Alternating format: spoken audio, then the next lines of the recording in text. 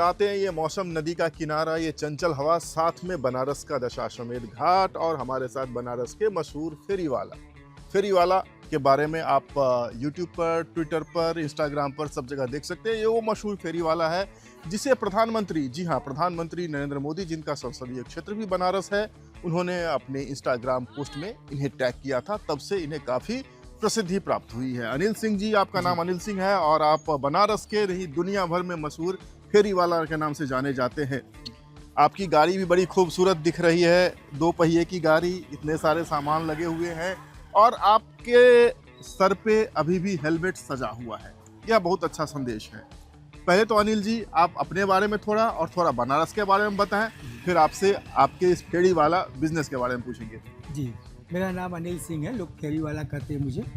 मैं 30 साल तक कंप्यूटर पे ग्राफिक डिजाइनिंग का काम किया हूँ। अच्छा। लेकिन नोटबंदी के बाद कुछ दिक्कतें हो गई, तो मैंने 14 मई 2018 से गाड़ी पे मैंने ये काम शुरू कर दिया है। ये मेरे दादाजी करते थे 75 साल पहले जो है, वो भी हर हफ्ते में एक दिन हर एरिया में जाते थे। वो बहुत फेमस थे बनारस में। अच्छा। तो उसी काम को मैंने कर दिया, फॉलो भी मैंने वही किया है। अच्छा। हर एरिया में हफ्ते में एक दिन जाते हैं। अच्छा। एक दिन खाते हैं लोग, 6 दिन इंतजार करते हैं। 1 दिन खाते हैं, 6 दिन इंतजार करते हैं। बनारस के दशाश्वमेध घाट पर कितने दिन आते हैं हफ्ते में? यहाँ मैं हफ्ते में 4 दिन आता हूँ। अच्छा। सोमवार, बुधवार, बृहस्पतिवार, शुक्रवार, मंगल शनि में संकट मोचन रहता हूँ। अच्छा। बाकी 4 दिन यहाँ रात को 11 बजे आते हैं, रात को 12 बजे तक रहते हैं, 1 घंटे के लिए। पूरे बनारस में लोग आपके स्वाद के दीवाने हैं, खींचे चले आते हैं। आपने अपने बोर्ड पे वो शेड्यूल भी लिख रखा है, किस दिन आप कहाँ पाए जाते हैं। क्या खासियत है? कचौरी, मठरी, छोले, कुलचे तो पूरी दुनिया में मिलते हैं, पूरे बनारस में मिलते हैं। आपके स्वाद में ऐसी क्या खासियत है? खासियत इसकी यही कि ये मेरे दादाजी की रेसिपी है। ये 75-80 साल पुरानी रेसिपी है। ये उस रेसिपी को ये बनारस में यहाँ कहीं भी नहीं मिलेगा। ये टेस्ट जो है ये आपको कहीं भी नहीं मिलेगा। बिना लहसुन प्याज का है। यहाँ तक कि छोले में हल्दी तक भी नहीं पड़ा रहता है। अच्छा। लोग इसको पसंद करते हैं और इसका पसंद करने का खास कारण ये है कि बहुत कम मसाला वगैरह इसमें प्रयोग किया जाता है। हालांकि 25 तरह के मसाले इसमें डाले जाते हैं छोले में, लेकिन बहुत कम डाला जाता है मसाला उसमें। अच्छा। ताकि लोगों का गला न जले, कोई साइड इफेक्ट ना हो उसको। बस इसीलिए लोग इसको पसंद करते हैं। और दूसरी चीज़, मेरा व्यवहार आप यूट्यूब वगैरह पे देख सकते हैं, जो है कुछ व्यवहार की वजह से भी लोग जानते हैं। कुछ थोड़ा मैं सोशल टाइप का भी हूँ। जैसे किसी भी एरिया में जो झाड़ू लगाने वाले हैं, कूड़ा उठाने वाले हैं, उन लोगों को मैं बुला कर फ्री में खिलाता हूँ। अच्छा। हाँ, और मेरे पास कोई छोटे बच्चे आ जाए, कभी मैं छोटे बच्चों का पैसा नहीं लेता हूँ। अच्छा। कोई मांगने वाला आ जाए या कोई भी आ जाए, किसी के पास पैसा हो ना हो, मैं फ्री में खिला देता हूँ। हम लोगों को क्या खिलाएंगे? हम लोग भी दिल्ली से आए हैं। जी जी, आपकी जो इच्छा, मेरे पास जो उपलब्ध, मैं आपकी सेवा करूँगा। जरूर, आपके स्वाद का भी हम लुत्फ उठाएंगे। बहरहाल, आपने ये खूबसूरत गाड़ी भी बना रखी है, 2 पहिए के स्कूटर है। सामने आपने अपना बिजनेस का नाम लिख रखा है फेरीवाला। 75 वर्षों बाद काशी का एक अनोखा स्वाद, और प्रधानमंत्री मोदी जी के द्वारा जो आपको प्रशंसा मिली है उसकी भी चर्चा आपने कर रखी है। जी। प्रधानमंत्री मोदी जी के साथ आपकी क्या कहानी है? कहानी है कि 2018 से लेकर के 2022 तक जो है, मैं मोदी जी को खिलाने के लिए बहुत प्रयास किया। तो बात नहीं बनी। कई बार मैंने एप्लीकेशन वगैरह पीएमओ में, डीएम ऑफिस में दिया, लेकिन बात नहीं बनी। लेकिन अभी अचानक से पिछले साल उन्होंने मार्च में हमको टैग किया, और यहाँ उस समय के कमिश्नर साहब थे मिस्टर कौशल राज शर्मा जी। वो 8 मार्च शनिवार को 10:15 बजे के लगभग संकट मोचन से दर्शन करके जैसे ही निकले, वो गाड़ी में न बैठ करके वो मेरी गाड़ी के पास चले आए। अच्छा। और पूरी गाड़ी का उन्होंने निरीक्षण किया। 2 मिनट तक उन्होंने हमसे बातचीत किया। बहुत अच्छा लगा। बहुत अच्छे कमिश्नर साहब थे। अच्छा। अब तो फिलहाल वो सीएम के सचिव हो गए हैं। अच्छा जी।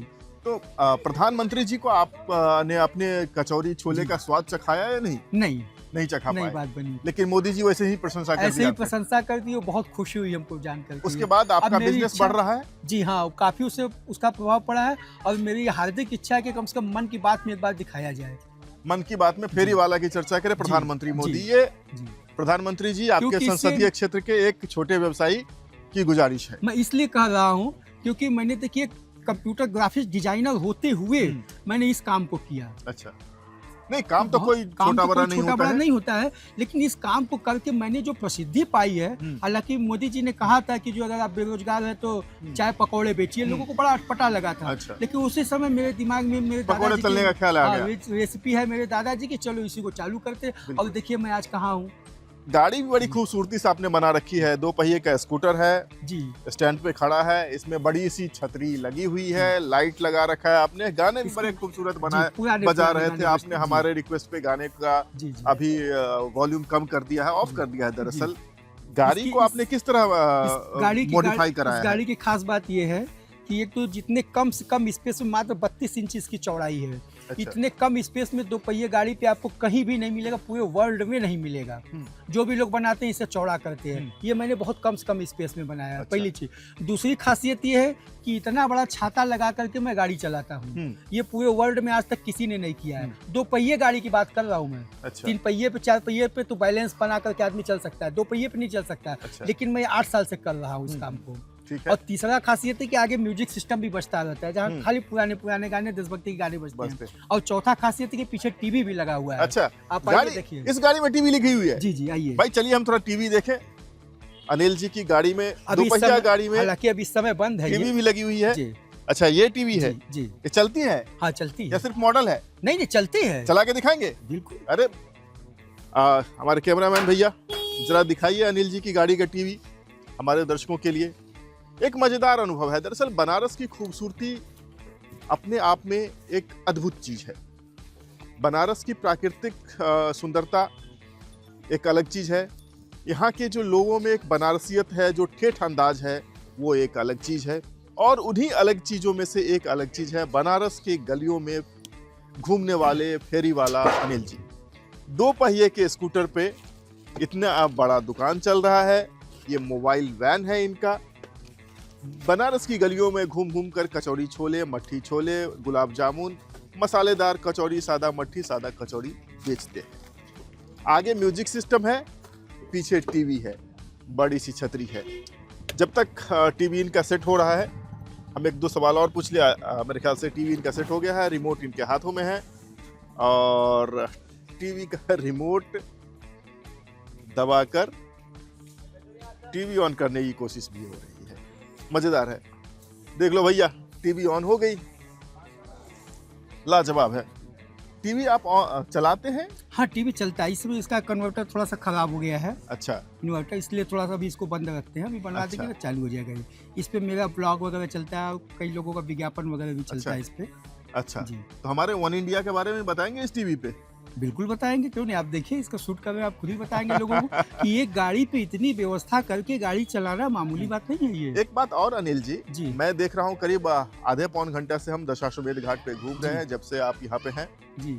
आपने अपना हेलमेट तक नहीं उतारा है जी। क्या ये आप हेलमेट हमेशा पहने ही रहते हैं? नहीं, अभी थोड़ा सा गर्मी आ जाएगी तो उतार देंगे, लेकिन गाड़ी चलाते समय मैं हेलमेट लगाया रहता हूं। पहने ही रहे, गाड़ी चलाते हैं तब हेलमेट पहने ही रहते हैं। जी जी। गाड़ी जब नहीं चलती है तब हेलमेट उतार देते हैं। आज के मेन्यू में क्या क्या है? नहीं, रोज मेरा एक ही आइटम रहता है, कचौड़ी छोला, मट्ठी छोला, राजमा चावल, गुलाब जामुन। अच्छा जी। अगर हम इसके व्यावसायिक पहलू को समझने की कोशिश करें तो कितने का बिजनेस हो जाता होगा?